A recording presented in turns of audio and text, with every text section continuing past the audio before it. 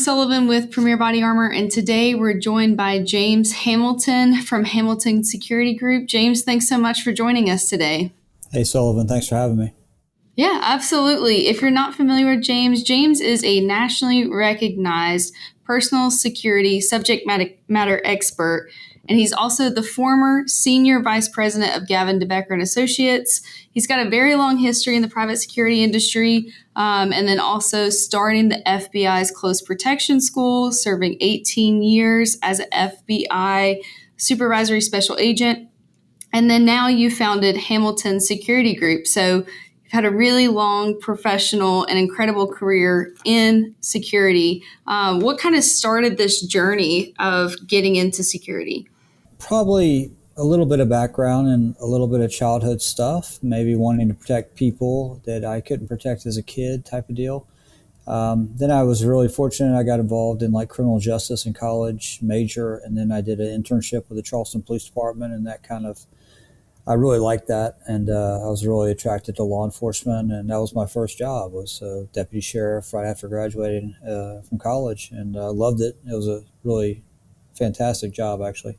And then I just kind of kept going, and FBI, but I always had that need to protect other people, fight for other people, stand up for other people, all that stuff. Yeah, so you're just kind of born with that innate desire of protecting other people and went straight into law enforcement, and it just kept evolving from there into the FBI. And then was it eventually going from the FBI to working with Gavin Becker, or what did that process look like? Yeah, I knew him through this book, The Gift of Fear, and we were giving the book out to agents, and I didn't know he had a protection company, but I read the book, and like many people who've read it, I was kind of enamored by, well, not enamored, but I really liked what I read, and I thought, this is common sense stuff. I felt like I had written a lot of that in my brain. And then I met him, and I was like super impressed with him and his company, his firm, their dedicated mission to protection. I was like, this really resonates with me, and he gave me an offer to leave the bureau to work for him, and I did, and was very happy to do that. And I was able to learn from arguably the world's foremost expert in close protection, and I did. I learned from him for 9 years and loved it. Wow. Yeah, that's incredible. What are some of the big takeaways or like the biggest lessons you remember learning from Gavin? Just how different it is on the private side versus the public sector. That was the lack of resources, the inability to plus up to send a bunch of agents. I mean, when I was on the FBI protective detail, if we needed more agents, we just get more agents, from the field offices. It's not that way in the private sector. And so what I learned, one of the things was that that individual protector doing the job in the private side really has to be better. They can't hide in the crowd. They really are going to be exposed if they're not that good, because it may just be one. Two, if you're lucky. Why? Because the client's paying for it, and the client doesn't have infinite amount of money like the federal government. And so for me, that was one of the most shocking things. One, and then secondly was just how little firearms are actually used in private sector incidents. Though we're all carrying weapons and we all think that's important, I thought that it was overly important as an FBI agent, and I didn't understand or even realize how little, or if ever, that these things are actually used in close protection in the private sector in the United States. So yeah, I learned a lot from the guy, but those are, and in threats too. I think I had a completely different idea what a real threat is. I thought that a guy that said I was going to kill you was far more concerning than a guy that keeps showing up at rallies. And now I know that the guy showing up at the rally is far more important than the guy who's writing things or posting things. I learned that too. Yeah, so I'm sure it's more difficult. I shouldn't say a little bit, but I'm sure it's more difficult that, like you're saying, the person that keeps showing up in the rallies, those small ways that don't really seem offensive, but when it's repeated over time and you start to notice this behavior, that's whenever it becomes more suspicious and kind of more on high alert. Yeah, I mean, it's like the guy in Pennsylvania. I mean, they're rarely on the radar. They're rarely these people that we've been tracking for years. It's just not like that. It's these subtle nuance. Showing up. You might have missed some inappropriate communication, but those are the things that are really, really concerning. It's not the guy showing up with a samurai sword, though. That's concerning, but it's. Right. I had a really different idea what threats were, and then Gavin kind of taught me a lot of that. Would you say that's why there is that connection? Because it's kind of like you're saying, the guy that doesn't really show up with of course, it's a concern of the guy that shows up with the samurai sword, but that it's so much more preventative in the front end of situational awareness and realizing those risks that could become a potential threat. So would you say that there's a connection between how much preventative work, and that's why there's not as heavy as a presence or need I should for firearms in that kind of setting? Well, I think we all say the same thing, that if it gets to the point where I got to draw the pistol, then it's really kind of, been a bad day, and I missed something and all those things. I do believe that, the all the advanced work, all the preparation does create an environment where people don't feel comfortable doing things, and that does prevent attacks. Period. I mean, I know that for a fact. The way in which you design an environment, the way in which you bring a protectee into a space can set the tone for a safe outcome or a dangerous outcome. I mean, I just know that for a fact. Right. Yeah. It's just the more you prepare and you plan those things out, the more you're preventing in the long run. Yeah. What does that, without giving too much away, what does that process typically look like of preparing someone for an event? That measure of security, how does that lay out? Just letting them know that, first of all, we're going to create a big envelope of protection around them, a lot of safe environment, not a lot of people getting close and touching them. The cardinal rule is, no one, uncleared person's closer to them than we are. And so you let them know, hey, we're going to be tighter than usual because there's a big crowd, for instance, but we've created, an alleyway that we're going to walk through with white space all around it. White space is that clear area, unobstructed area to the next person. But you see, if you can just go on any type of news or YouTube and see a protectee walking through a crowd with zero white space. And, when I teach it, my question is always, what could happen here? And the students always say, well, anything. Yeah, that's exactly right. Anything could happen because there's, really, and the space gives you the ability to make a decision. Without that space around the candidate or the protectee, anything can happen, and it'll happen very quickly, and there's no real deterrent factor. So how you design the environment, how you design it really does, we know this for a fact. We know that people who tried to commit, attacks have said, I couldn't get close to that person, therefore I didn't attack. I mean, so we know that's a fact. Hmm. Yeah, so just using your space around yourself as even more of a defensive measure, that if I allow this space and I create this space, I have to honor that and keep that space and protect it at all costs, because that's what's going to give you more time to react or make a decision. Um, Absolutely. yeah, that makes perfect sense. So I'm sure that over time of FBI and then working with Gavin Becker and working alongside of him and learning from him, and now this has evolved into Hamilton's security group. What did that process look like of starting Hamilton's security group? What led to that decision? Most of it was the feedback I was receiving from individual crowds or people that I'd trained or I'd spoken to, or been in an event. I was talking to a group. All the comments were very nice and complimentary, and it just kind of made me start thinking, hey, do I need to start bringing this type of information to the masses? And that's really what this is about. That's what the company is about using the things I've learned about protecting high net worth people and government officials, and helping protect just regular folks trying to live their life, but giving them, real strong, guidance that has, been tested over the years, and it works and it's effective. And, a good example would be, people teach situational awareness, and, a lot of times they'll talk about, you got to always be ready. Well, that's just nonsense. There's times where you can really key in, there's certain areas where you need to really key in. And I learned most of that, through my protection work. These things don't just happen in a vacuum. They happen most of the time in a location dependent environment. So I explain, to the masses, hey, this is where it's probably going to happen. So in those areas, it would behoove you to, use a little bit stronger situational awareness, go into a little bit more vigilant state. But if you just teach be paranoid all the time, it's going to be ineffective, and the people aren't going to feel empowered. And that's the main message, is empowering individuals to protect themselves. Right, exactly. That you're not trying to instill this anxiety and this fear constantly, but be on higher alert when you're in these types of environments. That's right. What do those environments look like? Well, it depends. I mean, it depends on if you're being targeted. There's only three ways people are targeted. Completely random. You're in Las Vegas at a Route 91 concert, and it kicks off. Or you could be targeted by group association, by being an American, being a woman, being a Christian, being you know, LGBTQ member, or Jewish. I mean, we've seen all those, or by name. And if you're being targeted by name, I'm going to tell you right now, it's going to happen in and around your car the majority of the time. It's going to be happening in and around your vehicle as you're walking out to your car. Why? Because there's not a lot of unknowns around your car. There's a lot of unknowns at your house or at your parents' house or where you're sleeping. Guy, he might be able to get in, and it can happen, but statistically, it doesn't. Statistically, it happens in and around the vehicle as you're going to and from these what we call transition points. Why? Because I can see your security. I can see everything you got.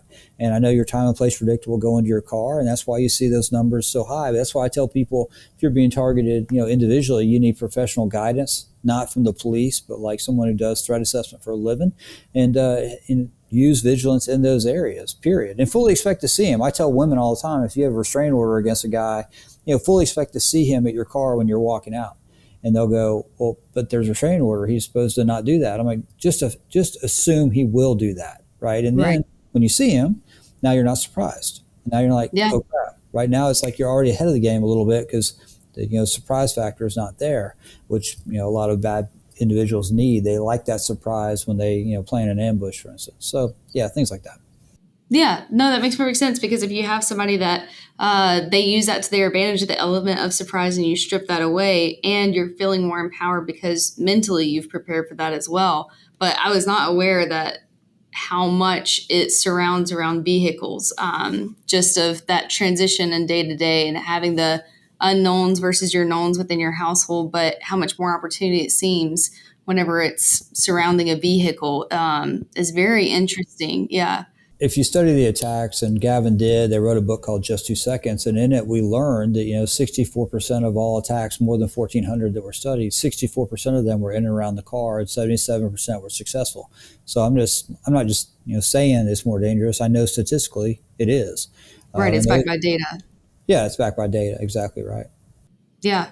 So with that of Hamilton Security Group studying it, and then you're seeing this evolution and these challenges that come up in security through data, through the statistic you just shared with us about vehicle and attacks that happen there. What are some of the more prevalent evolutions that you're seeing in security?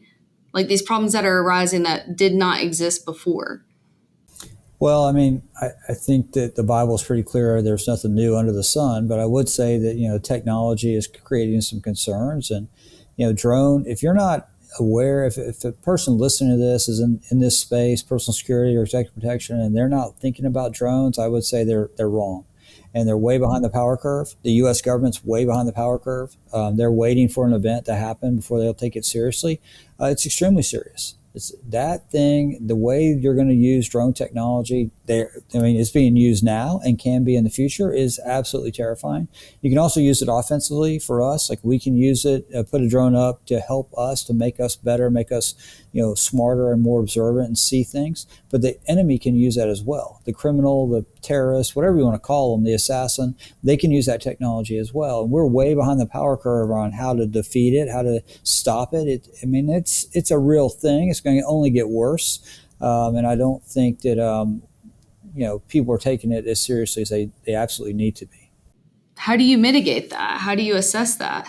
There's a lot of things. I mean, I can't talk about what we do exactly, but I will tell you there's a plan, and the unfortunate thing is what you can purchase. You can look at what's out there with regards to the drone gun or all these other drone techniques. I mean, a lot of those things you can't buy as private security.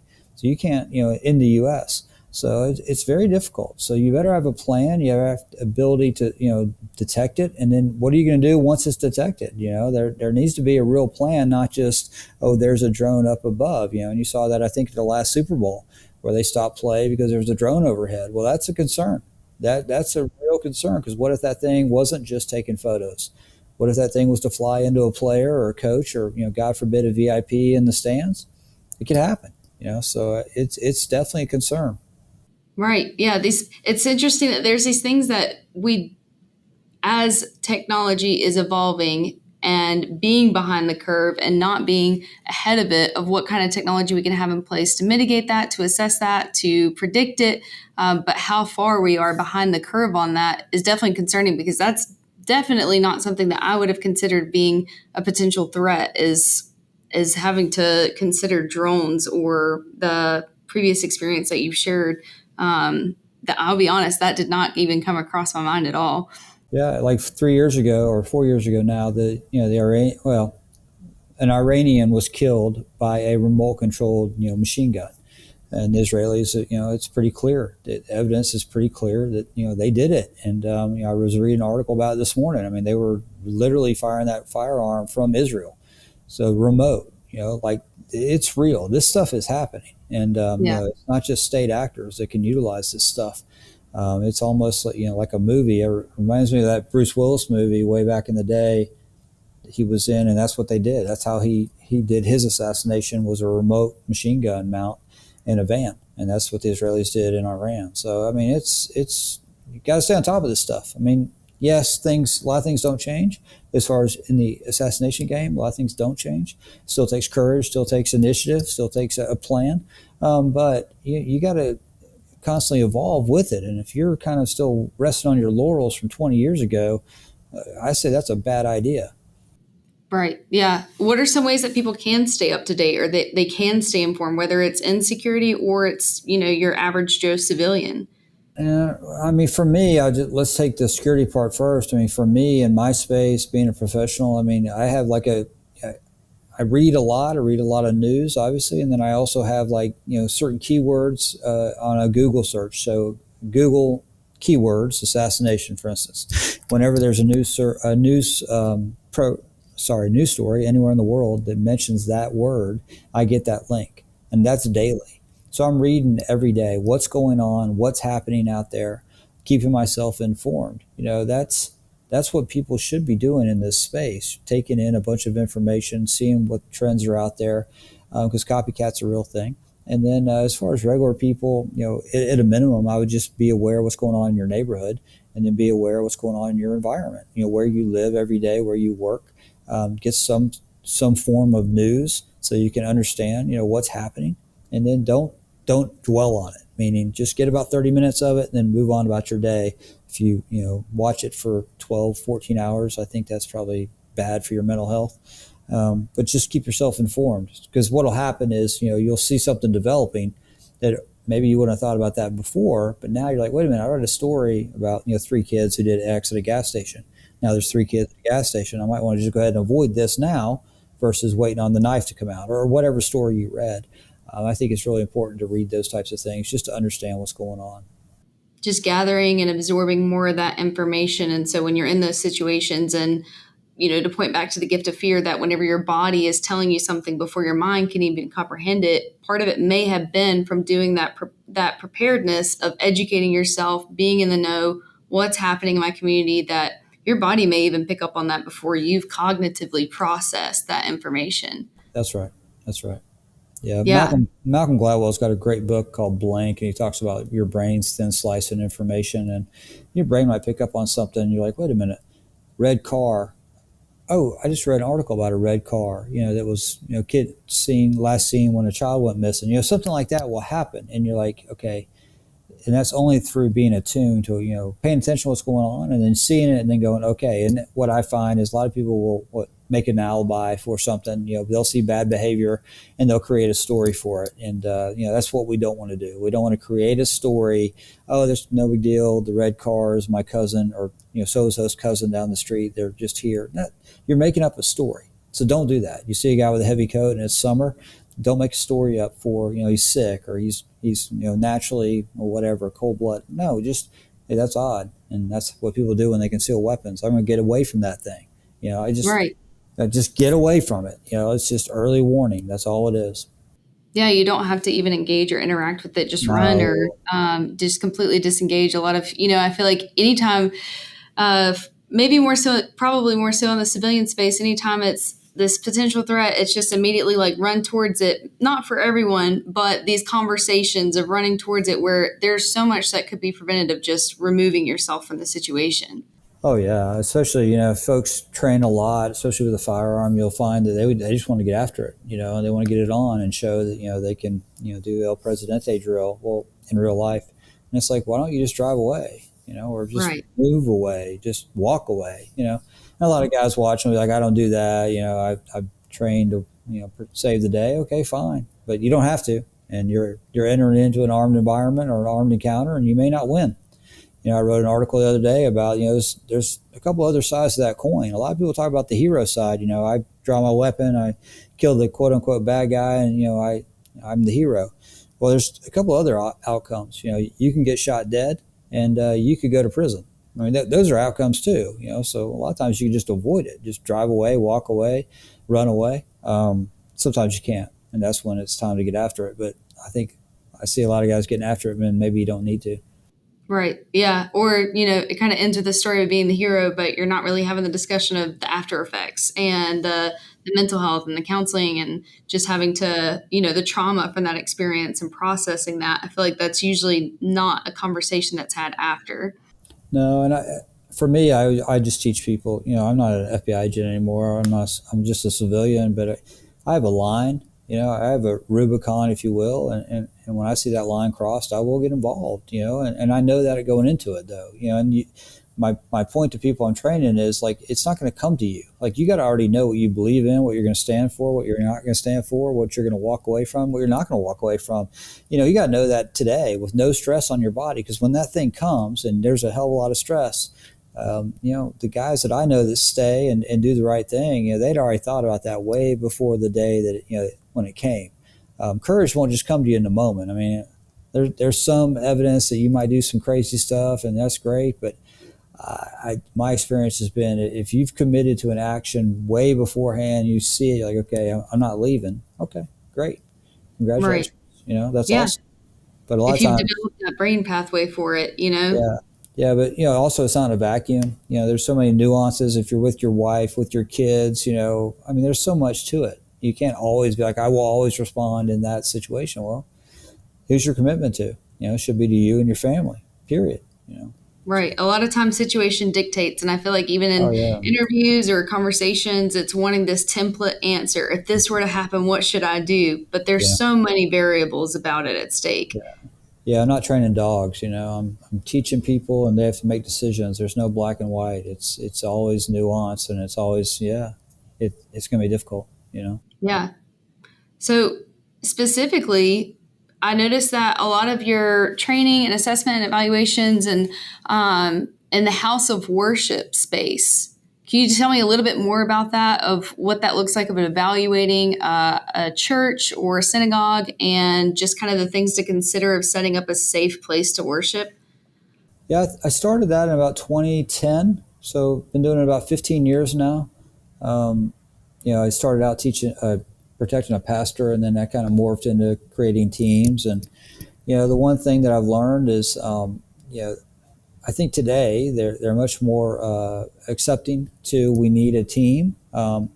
Unfortunately, what I'm seeing is most churches are moving to this model of they must be armed. We have to arm all these team members, and I'm not so certain that that's a must-have. I think having a police officer there is a good idea. I think having some kinetic response there is a good idea. I think having a layered approach is a good idea, meaning multiple eyes seeing those people, meaning you see them when they show up in the parking lot, not when they walk through the church door. That's probably the last time you want to see that gun. You want to go ahead and see that in the parking lot and have that engagement out there, because that's where they start, by the way. But a layered approach, I think, is what I like to teach. I like to teach a lot of, observe and report, have a police officer there, have a plan, and then really have a plan for what's going to happen and what we know. I know there's been church shootings, but the reality is it's going to be a medical. You're going to have somebody go down, so make sure your team's trained in medical, understand CPR, AEDs, how to push electrolytes, because people faint in churches all the time. But if a guy shows up, starts heckling, what are you going to do? What's your plan? And then lastly, of course, what's your plan for an armed individual? But it's so rare. I'm not saying don't have a plan for it. You should. But if that's the only thing you're thinking about, that's the only plan you're preparing your team for, I think that's a little short-sighted, because that's not the reality of what's happening.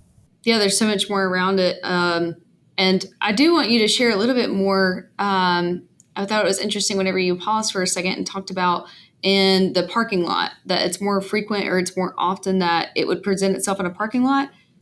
Yeah, I'm a member of a church security group, and their statistics are pretty clear that 65% 64% or 60% of these engagements begin out in the parking lot, meaning the guy gets out of the car with a gun or an attack vest, like in Texas, and it starts right there. And you could probably stop it right there in the parking lot before he gets all the way into the church. And that's part of your situational awareness training to your safety team members. That's part of making sure they're on every door. That's part of proper access control. All those things go into a concentric ring of security, a real security plan, and not just one armed person. Just one armed person in a huge campus is really counterproductive because he may not be positioned in the exact spot when that armed person shows up. So you'd like to have a team concept. You'd like to have everyone looking, everyone prepared, like what they're looking for through a situational awareness training. And then, report it to who? Well, the police officer you're paying to be there. Let him go deal with the guy, that type of deal. Right. But yeah, I mean, that's why I like to bring in the parking attendant people. So if we have a volunteer mission, they're the parking people for the church. Have them come to the training. Hey, this is some of the things we're looking for. This is behavior that we're looking for. These are anomalies that we're looking for from people. They get out of a car with even in Texas, they get out of a car with an AK-47. It's probably a problem. And if you're going to see it, you're the parking person. What do? Well, you better notify somebody, and then we can lock the church down. Don't let them in. Let the police respond. All those types of things. Right. It shouldn't have to get all the way to getting to the door. Yeah. And that reminds me too, I'm jumping from environments, but it reminds me too of a conversation I had recently. So at Premier Body Armor, we have a school that's local here that we have our shields placed in classrooms for teachers. And each shield is wrapped in a friendly Cordura that has like either the school logo or the mascot. It has bleed control kits, and the idea is for the teacher to have something to barricade with. They could even use it as a weapon, but some sort of means of protection, defense, or a medical response that's readily available, and that they would be trained and stop the bleed. But I say all that to say, the conversation I had was with the resource officer, and something I had not considered is that it's just one resource officer that's responsible to cover the entire square footage of a school, all those kids, all those teachers, and typically it's one of him. If something were to happen, he makes a phone call. That police response is usually somewhere between around here 5 to 7 minutes. And so for him to go from one individual to now that he has a number of teachers that have at least some sort of tool to protect themselves and some sort of tool to respond in the case of some sort of bleeding trauma, that just how much it enhances from just an individual person having to take that on by themselves. Yeah, it does. I mean, those are great things you're doing. It's unfortunate that you have to do that, but that's the state, that we're in because we refuse to stop people coming into schools with guns and killing kids. I mean, that's just a fact. We refuse to stop it.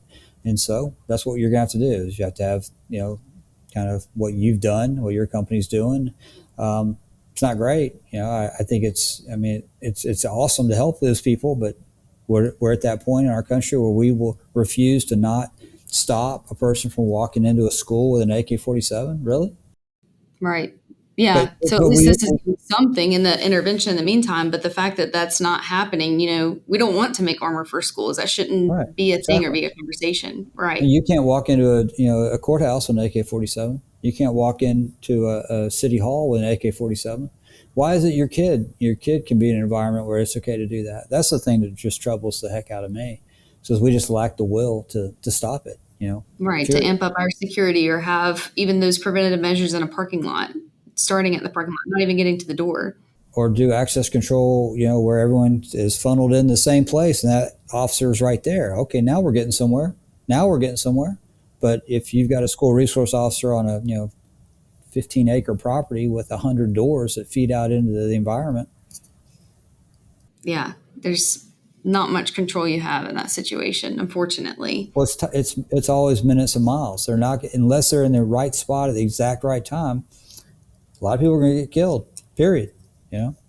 Right. And you don't know that they're going to respond. By the way, we learned that in Uvalde. Yeah, that's a strong point too. And I think it's hard to speak for a general population, but how much training is involved in the first place and how many times they're exposed to that scenario and having that adrenaline dump and having that fear to run through of what I would do versus just the conversation of, if this were to happen, you should do this, but actually practicing it and processing that fear and figuring out how to utilize it to respond. I'm sure is few and far between, but in that training process that I'm sure you've seen over time, especially with starting the school of with the FBI of the close protection school, I'm very curious about that training process. What are some of those like common misconceptions that you're often seeing, and then how to address those?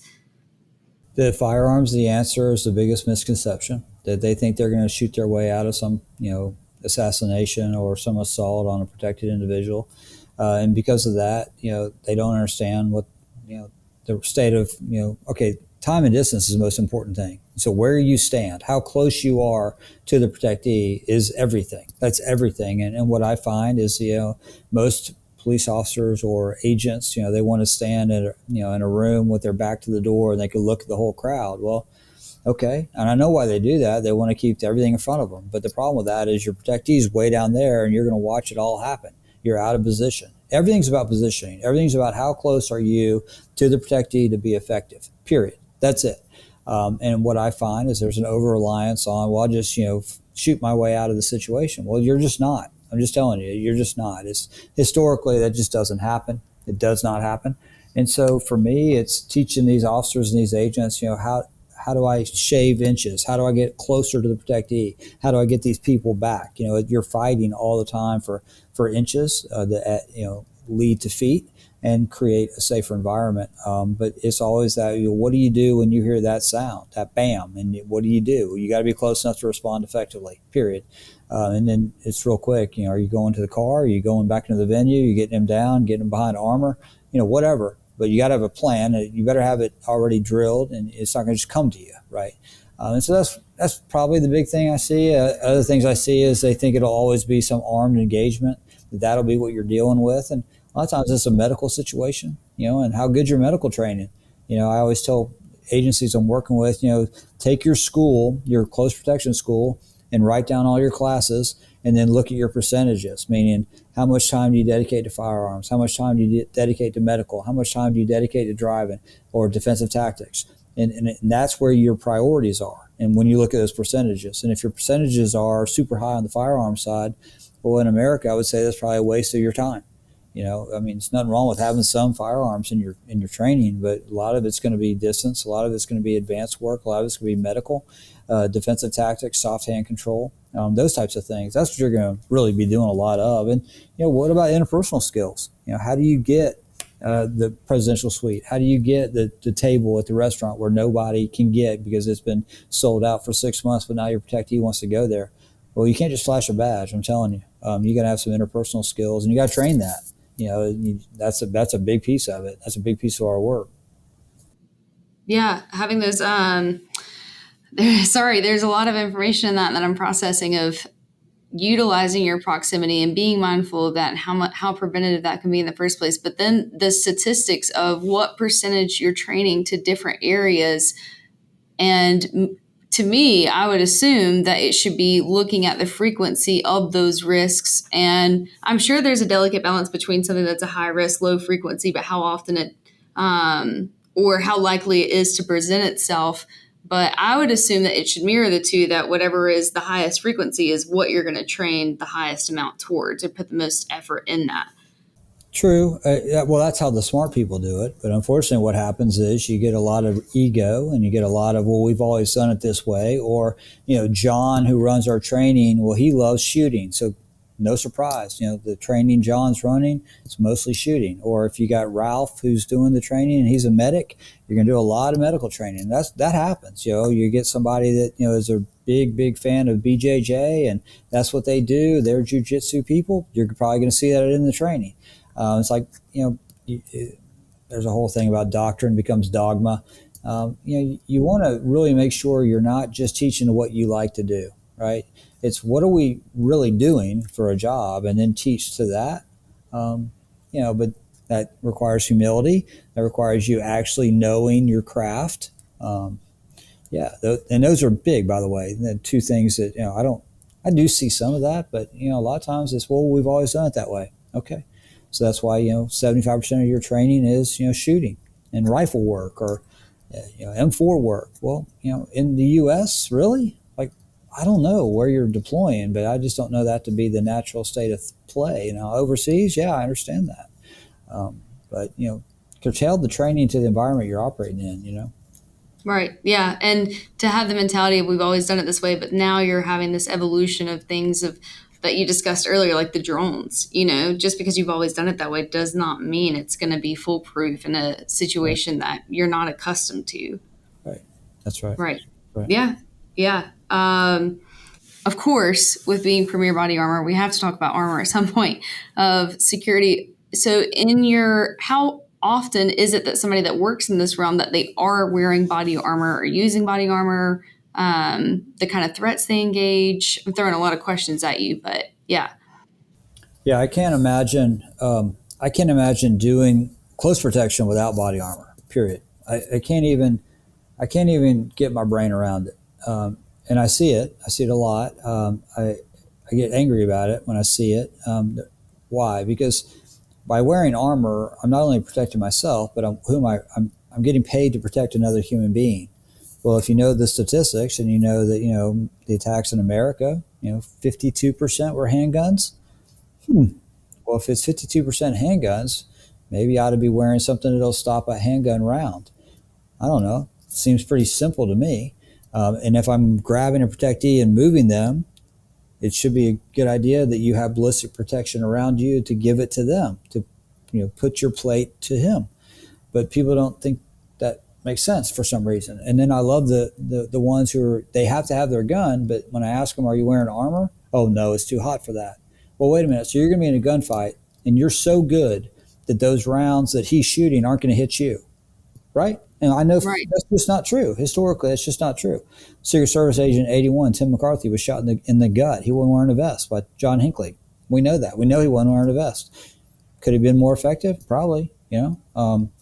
To me, it's happened.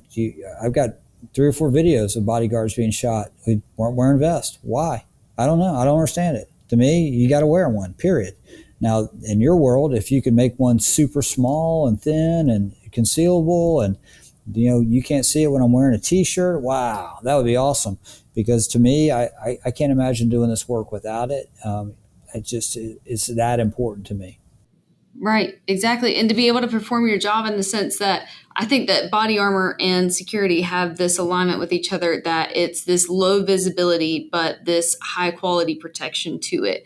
And so to have either, whether it's like our discreet executive vest or everyday armor t-shirt, something that you can wear day to day. And I mean, armor is hot. It's going to be insulative, but the fact of the matter of it not compromising your mobility or compromising your protection if you were caught in a gunfight, that you would have something on you to keep you in the fight longer, to protect the person beside you. I agree. It seems silly to trade off having vital protection just for the sake of discomfort. But that doesn't mean, from our end, you're not going to do everything you can to keep it concealable and keep it comfortable, even for the people that are willing to give it up just because it's uncomfortable. What I tell bodyguards all the time, Sullivan, is, yeah, I think you used the word discomfort, and I think you used the word hot. Yeah, I tell you what else is hot is a bullet. Okay, a Right, bullet's hot, and it's not comfortable either. Okay, or watching your protectee get shot because you took a round and you couldn't help him anymore. Yeah, that's uncomfortable. So I mean, I don't like the argument that it's too hot or it's uncomfortable for me. The job is uncomfortable.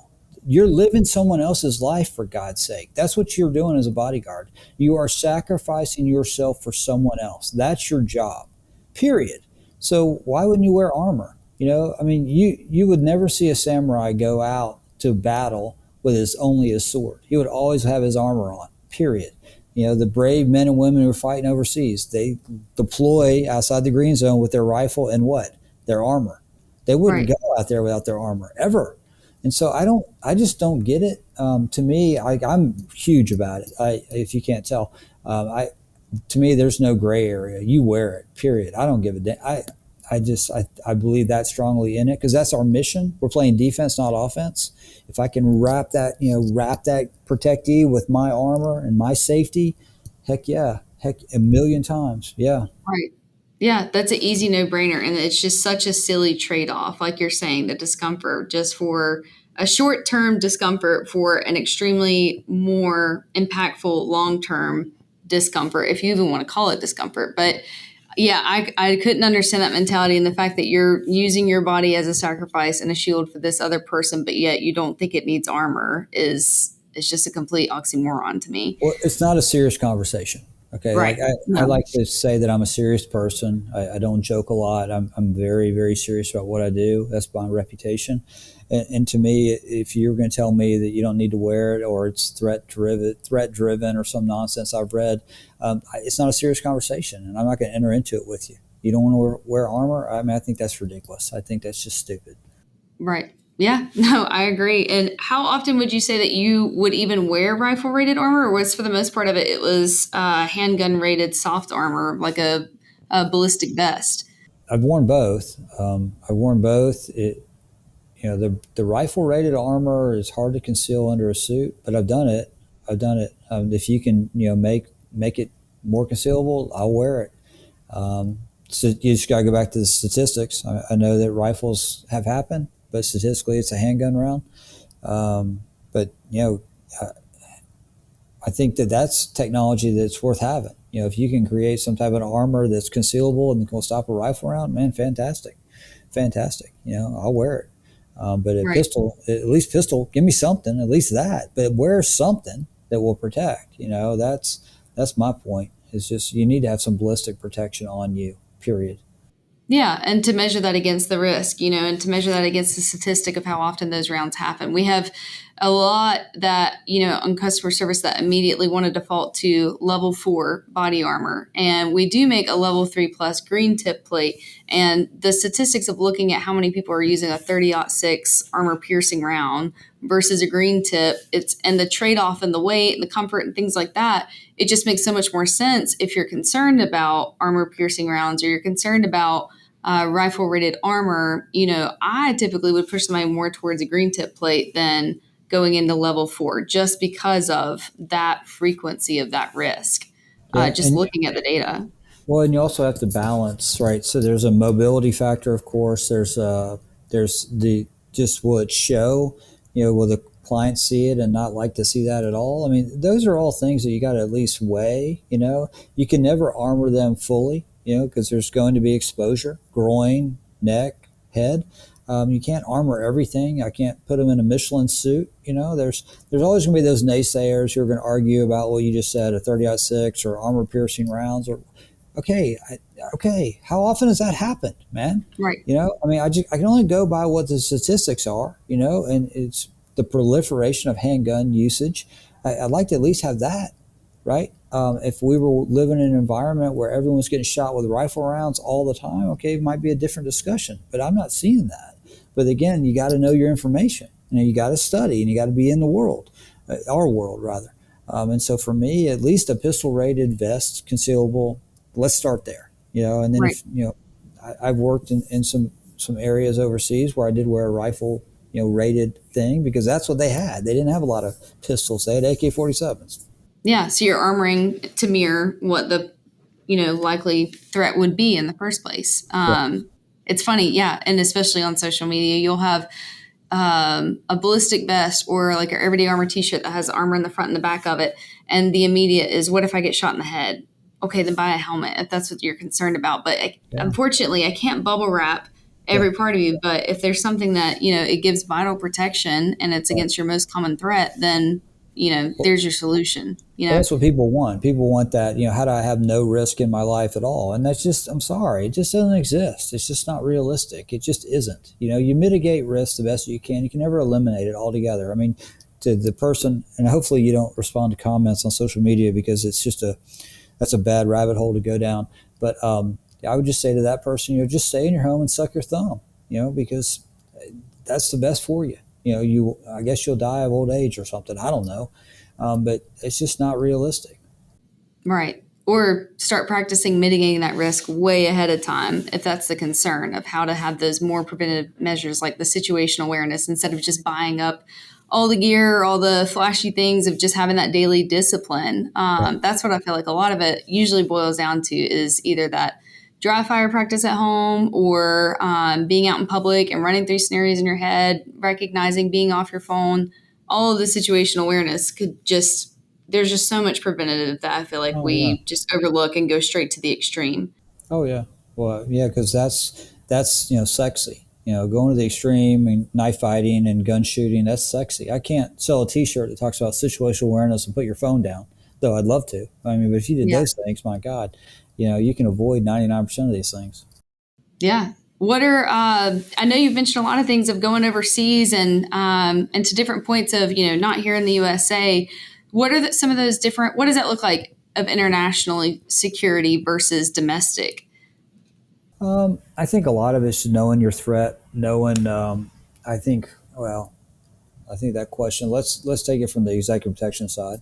I think a lot of clients will say things like, "Well, I'm just going to so and so. I'm not rich." Well, you are. If you make more than $40,000 a year in this anywhere, you're like 1% of the world type deal. Right. So you are rich, and so I think you got to explain to them that okay, you could be targeted just because you're a wealthy American. Period. They don't even know that you're so and so celebrity or client, whatever name. So let them know that first of all, and then kind of it's really difficult to explain the color codes of the State Department. Don't travel, reconsider travel, all that stuff. What I try to explain to them is that every environment can be dangerous, right? Some countries are more dangerous than others, but you can make it more dangerous by your activity. So you want to go somewhere that's relatively quote unquote safe. I don't know, name somewhere, London maybe. That's about okay, London. But then you want to do something stupid, like super risky, go to a bad area at 3 in the morning and, do something dumb. Well, that's going to elevate your risk profile. So it's not just about the country you're going to, it's the behavior that you're going to be involved in when you get there. What are you doing? Because you could be, creating a lot of risk for yourself that, really doesn't, have anything to do with the country you're going to. It's just your lifestyle and what you're doing. So that's a big part of it. And then the other thing is, just understanding how do I get you in and out? That's the big one. They're going to have if they have some type of medical situation or they need to evacuate. If you think about Israel and what happened, October 7th, when you couldn't get in and out of Israel, you could not fly in or out. What are you going to do? We have protectees in that country. What do? You take them you literally drive to another country and put them on a plane, but you got to have a plan, right? You can't just think it's going to come to you. And so those are the big things with clients. And then for us, regular people, I mean, I ran the FBI's Overseas Survival Program. I spent my life doing travel assessments and trainings for folks. Is, keep a low profile. You are an American. Everyone knows that, but you don't have to be obnoxious about it. Don't wear all the stuff, New York Yankee hat, all that iconography, ordering ranch dressing. Don't, just try to keep a low profile, right? Don't draw attention to yourself. Understand that you're rich. Leave the Rolex at home. Just pay attention to your transitions. Have a plan from the airport to the hotel. Don't just get into the car with the guy that looks friendly because that's where they'll spot you. That type of stuff. What's your comm plan? A lot of people just think, oh, my cell phone will work when I get there. Well, what's your backup? Because that ain't it. That I don't know about you, but every time I go overseas, I'll have some type of phone issue. So have you ever thought about buying a local phone? Who do you call? What assets are available to you in country? Usually the embassy, but are they any good? Probably, but check it out. But have a real plan already thought out before you do it. And then, there's some places you don't need to go right now. And that's one of the very first questions yourself is, where are we going? And do I need to go there now? Can I not do it on Zoom? Do I really need to go there? Okay. Yeah. And do I need to go now? And then once we do that, okay, pay attention to what you're doing. I think a lot of people put themselves in tricky situations by their own behavior. I'm sorry, but if you go to a bar overseas or even in the U.S., I mean, things can happen to you, period. Because you talk about situational awareness. Well, how do you crush your situational awareness? Get drunk. You forget it. You're not going to have any, So Right. am I saying don't drink? Yeah, probably. Or at least have one and pay attention to what the hell you're doing. Right. It just goes back to being alert and being sober minded and how, important that is of as soon as you lower those inhibitions, then, you're immediately at a deficit. And I think it's interesting too, how often it's going to other countries and still operating on the same whether you want to call it disciplines or foundations that have here in the United States, but you go to another country and it's completely different. And like you're saying, to blend in and not go against the grain and make yourself stand out, then you have to figure out how to adjust really quick and become a local right away. Which takes a lot of humility. Again, back to your point of humility, it takes a lot of humility to be able to do that. Right. And how many people, learn any of the language at all? I mean, I can't believe how little people, you go to overseas, you go to Europe, and those people speak 5, 6 languages. Mm-hmm. In America, you'd be lucky to find somebody that speaks 2. It's just we're so caught up in, I hope they speak English. I hope they speak English. Well, why didn't you learn 5 French words, like airport, please, embassy, help? Those are some good words to know. I mean, God Almighty, or we rely on Google Translate to do that for you. Well, I don't think Yeah, that's if your a good cell idea. phone's out, then Yeah, you're exactly. out. And it will go out. It will go out for sure. So yeah, Yeah, learn a little bit about where the hell you're going. Learn some language. Show deference, humility, be kind. yeah. Learn the culture, go outside of yourself. Something that you don't think is offensive here could be completely offensive Oh, there. Oh gosh, yeah, I'm sure there's so many norms and nuances. yeah. Yeah. Yeah. Well, I appreciate your time and just sharing so much You're insight and welcome. your experience and the things that you're passionate about and are upsetting and that just keep popping its head back up. But I think there's a lot of huge takeaways here of just assessing things that we didn't consider to be a common threat or ways that we can better ourselves. And then, of course, the importance of armor and using that to not only protect yourselves, but consider it as a means to protect the people around you as well, that we have that responsibility. So, with that, I'd just like to leave at a final note of, you've shared your motivation of dedicating your life and to the protection and security of other people. What's a message that you would want to share with our audience about how they can enhance their own safety or their loved ones? Yeah, I always say just live with courage. Courage is in short supply these days. Have the courage to speak up, have the courage to get trained, have the courage to call BS when you see it. You're all smart, and just get involved. Don't assume anything. Don't assume that your kid's school is safe or your kid's coach is not a pedophile. Or just get involved, man. I think I see too many people just go, "Oh, it's fine," and not showing a little bit of courage and going, I might want to look into that, or I might want to get better in that area, or stand up for something that I know is wrong. And if I could, just let me end you with the tragic story. And I don't know if your listeners are even familiar with it, but there was a Canadian shooting in the 80s. A guy named Mark Lapine. He walked into a Polytechnic University in Vancouver, and he shot. Montreal, and he walked into the class, pulled out a rifle, and he said, "I want all the women to get on one side. I want all the men to get on the other." And he said, "Because I'm going to shoot every one of these women." And he tells the men to leave, and 9 men walk out the classroom, and he shoots every single one of these girls. It's like more than 40, and those 9 men, I don't know who they are, but I know they probably live with that the rest of their lives, right? And that's the time to live with courage. That's the time to say, you know what, you've crossed my Rubicon. I'm not going to do that. I'm not going to allow you to kill these women. But we got to have something. We got to all have something where we say, you know what, I'm not going along with that one. And that takes courage, right? And it really, really takes the ability for you to say, no, I'm not going along with that. So if a guy sees a girl being carried out of a bar, it takes courage to go, no, don't do that. Or I'm going to call the police, right? Right. Or get involved. But Right. that would be my biggest thing for folks. Is just live with courage, because it's rare these days. It's so rare. Yeah. Yes, you're exactly right. It is rare, but to live with that courage is, I'm sure, so much more important than having to live with the regret of being Oh, without and to not exercise that. that's So, right. That's right. yeah.